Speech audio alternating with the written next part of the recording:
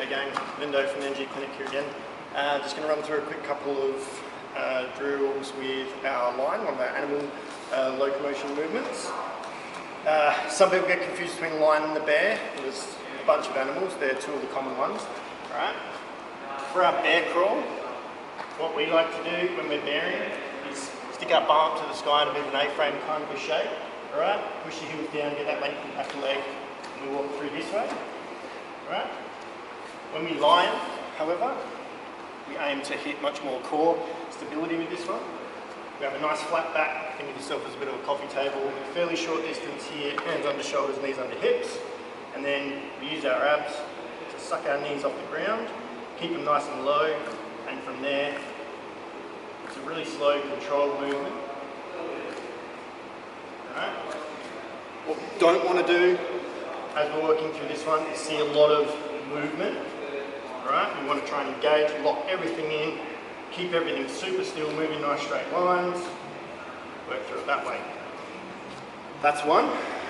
A step that's possibly a step back from that, but also then progressing into another exercise, mountain climbers, even incorporates push-ups and some other positions. I call it a lion walkout.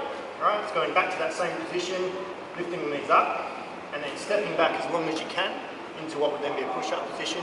Squeeze the butt for a second, step back in to our line. And you just repeat that. Squeeze, come back in, other leg, squeeze, come back in. As many as you can do each side. Then one more variation on that, just to add to it a little bit. Same exercise we were just doing then. Now, I'm going to use these bands to tie our hip flexors into the same exercise. Doesn't really challenge you anywhere else, doesn't make it any harder, other than just now getting the hip flexors working as well. So, same deal, same position. I'm going to get a bit of tension on these bands. Right, from our push-up, walk in to where we were before, step out, step in, step out.